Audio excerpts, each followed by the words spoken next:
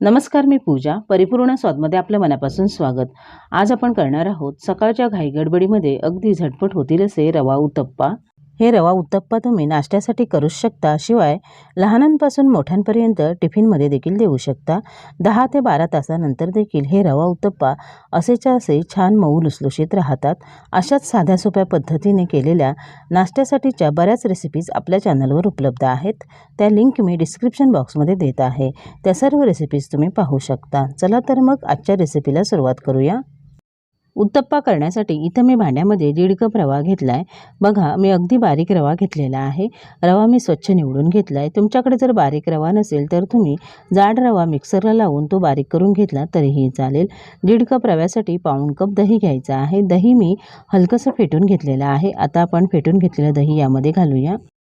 सुरुवातीला आधी मी त्याच कपने 1 कप पाणी घेतलं आहे. त्यातलं थोडं पाणी आधी घालूया आणि मिक्स करूया. थोडं थोडं पाणी घालून आपल्याला हे घट्टसर मिश्रण तयार करून घ्यायचं आहे. एकाच वेळी खूप जास्त पाणी घालायचं नाही आहे. मिश्रण लगेचच पातळ होऊ शकतं. थोडं थोडं पाणी घालायचं, मिक्स करायचं. यामध्ये गुठळ्या होणार नाहीत अशा पद्धतीने आपण हे मिश्रण तयार करून घेणार आहोत. हे मिश्रण तयार करताना आधी मी 1/4 कप दही घातलं आहे आणि गरजेनुसार पाणी घालणार आहे. असं न करता तुम्ही फक्त ताक घेऊन हे मिश्रण तयार करू शकता. मग तुम्हाला पाणी घालायची गरज नाही आहे. थोडं थोडं करून मी सगळं 1 कप पाणी यामध्ये घातलेलं आहे. बघा, आणि हे मिश्रण असं घट्टसर आहे. आपल्याला यामध्ये रवा भिजवून घ्यायचा आहे, म्हणून मी अजून 2 टेबलस्पून पाणी घालत आहे. 1/4 कप दही घातलं होतं. दही पातळ नव्हतं, थोडंसं घट्टसरच होतं. दही जसं तुम्ही घट्ट किंवा पातळ घ्याल त्यानुसार तुम्हाला थोडंसं पाणी कमी अधिक लागू शकतं. अजूनपर्यंत इथं मी 1 कप आणि वर 2 टेबलस्पून पाणी घातलेलं आहे. बघा, आता आपलं हे मिश्रण तयार झालेलं आहे. मी उत्तप्प्यासाठी लागणारं मिश्रण इतकं सैलसर भिजवून घेतलेलं आहे. आपल्याला हे मिश्रण कमीत कमी 15 ते 20 मिनिटं भिजत ठेवायचं आहे, म्हणजे रवा अगदी व्यवस्थित भिजला जाईल. यानंतर आपण उत्तप्प्यावर घालण्यासाठी टॉपिंग तयार करूया. त्यासाठी इथं मी भांड्यामध्ये 2 मध्यम आकाराचे कांदे चॉपरमधून असे चॉप करून घेतलेत. ना जास्ती बारीक केलेले आहेत, ना जास्ती जाडसर आहेत.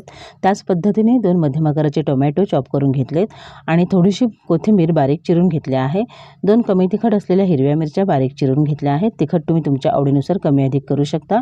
अगदी थोडंसं मीठ घालायचं आहे, खूप जास्त मीठ घालायचं नाही आहे. बाकी तयारी होईपर्यंत याला पाणी सुटू शकतं. आता आपण चमच्याने ही सगळी साहित्य मिक्स करून घेऊया. तुम्ही तुमच्या आवडीनुसार यामध्ये कोणत्याही भाज्या घालू शकता, जसं की गाजर, बीट किंवा शिमला मिरची बारीक चिरून घालू शकता. बघा, आता आपण इथं घेतलेली सगळी साहित्य मिक्स करून झालेले आहेत. आता आपण पुढची तयारी करूया. 20 मिनिटं झालीत. आता आपण झाकण काढूया आणि बघूया रवा भिजला आहे का. चमच्याने मिक्स करूया. बघा, रवा छान भिजला गेला आहे. हे मिश्रण आधीपेक्षा थोडंसं घट्टसर झालेलं आहे. एक वेळ आपण ढवळून घेऊया. चवीनुसार मीठ घालूया आणि मिक्स करून घेऊया. मीठ मिक्स करून झालं की यामध्ये 1 टीस्पून खायचा सोडा घालायचा आहे. सोडा ॲक्टिवेट होण्यासाठी 1 टेबलस्पून पाणी घालायचं, कारण मिश्रण थोडंसं दाटसर आहे. जर आधीच सैलसर असेल तर पुन्हा पाणी घालायची गरज नाही आहे. आता सोडा यामध्ये व्यवस्थित मिक्स होईल अशा पद्धतीने एकाच डायरेक्शनमध्ये मिक्स करून घेऊया. खूप जास्त वेळ सोडा घातल्यानंतर असं ढवळत राहायचं नाही आहे. यामध्ये सोडा मिक्स करून झाल्यानंतर तुम्ही पाहू शकता आपलं मिश्रण अगदी छान हलकं झालं आहे. याला बबल्स देखील आलेले आहेत. आपल्याला हे मिश्रण असंच हवं आहे. आता उत्तप्प्यासाठी लागणारं मिश्रण तयार आहे. आपण उत्तप्पे तयार करूया. उत्तप्पा करण्यासाठी इथं मी गॅसवर तवा मीडियम फ्लेमवर हलका गरम करून घेतला आहे आणि त्यानंतर गॅसची फ्लेम लो टू मीडियम केलेली आहे. तव्याला थोडंसं तेल लावून घेऊया. उत्तप्प्याचं तयार मिश्रण तळापासून ढवळून घ्यायचं आणि तव्यावर घालायचं. उत्तप्पे जसे तुम्हाला लहान मोठे हवे असतील त्यानुसार तव्यावर मिश्रण घाला. मी खूप जास्त मोठे करणार नाही आहे. उत्तप्पे थोडेसे जाडसरच असतात. अगदी मिश्रण पातळ पसरवायचं नाही आहे. सहज जितकं पसरलं जाईल तितकं पसरवून घ्यायचं आहे. गॅसची फ्लेम लोपेक्षा किंचित मोठी ठेवायची आहे. खूप जास्त मोठी करायची नाही आहे, नाहीतर तळाकडून उत्तप्पे लगेचच करपले जातील.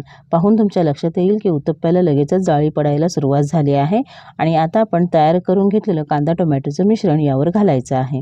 जसं तुम्हाला कमी जास्ती आवडत असेल त्यानुसार तयार मिश्रण यावर घालायचं आणि मग चमच्याच्या साहाय्याने हलकंसं असं आपण दाबून घ्यायचं आहे, म्हणजे जेव्हा आपण उत्तप्पा पलटू तेव्हा ते पडणार नाही. उत्तप्पा वरून थोडासा ओलसर आहे, त्यामुळे तयार हे मिश्रण अगदी छान आतमध्ये बसलं जातं. 2 मिनिटांसाठी झाकण ठेवायचं. 2 मिनिटे झालेत. आता आपण झाकण काढूया. पाहून तुमच्या लक्षात येईल की उत्तप्पा मस्त फुलून आलेला आहे आणि वरून कोरडा झाला आहे. थोडीशी वाफ जाऊ द्या आणि मग आपण उत्तप्पा पलटून घेणार आहोत. आता आपण उत्तप्पा पलटून घेऊया. बघा, अगदी सहज निघाला आहे. तळाकडून पण अगदी छान भाजला गेलेला आहे. पुन्हा दुसरी बाजू आपण 1-2 मिनिटे भाजून घेऊया, पण त्याआधी गॅसची फ्लेम लो करायची. साधारण 1-1.5 मिनिट झाले. आता आपण उत्तप्पा पलटून बघूया. बघा, तळाकडून पण अगदी छान भाजला गेलेला आहे. लो फ्लेमवर दुसरी बाजू भाजायची, म्हणजे आपण घातलेला कांदा टोमॅटो जास्त करपला जात नाही. बघा, आपला उत्तप्पा तयार आहे. दिसायलाच किती छान दिसतोय, तितकंच तो चवीला देखील अप्रतिम लागतो. दुसरा उत्तप्पा तव्यावर घालण्याआधी तव्याला तेल लावून घ्यायचं. 1 पळी मिश्रण घालायचं, हलकंसं पसरवून घ्यायचं. खूप जास्त पातळ करायचं नाही आहे. अर्थात जसा उत्तप्पा तुम्हाला लहान मोठा हवा असेल त्यानुसार. पुन्हा गॅसची फ्लेम लोपेक्षा किंचित मोठी करायची आहे आणि तयार करून घेतलेलं कांदा टोमॅटोचं मिश्रण घालायचं आहे. नंतर आपण चमच्याच्या साहाय्याने कांदा टोमॅटो असा हलकासा दाबून घ्यायचा आहे आणि मग आपण यावर 2 मिनिटांसाठी झाकण ठेवून देऊया. 2 मिनिटांनी झाकण काढायचं. उत्तप्पा पलटून घ्यायचा. गॅसची फ्लेम लो करून दुसरी बाजू 2 मिनिटे छान भाजून घ्यायची. दुसरी बाजू पण अगदी छान भाजली गेलेली आहे. तयार उत्तप्पा जाळीदार प्लेटमध्ये काढून घ्यायचा, म्हणजे त्यातली जास्तीची वाफ निघून जाते आणि एकावर एक ठेवल्यावर ते एकमेकांना चिकटत नाहीत. अशाच पद्धतीने सगळे उत्तप्पा तयार करून घेऊया.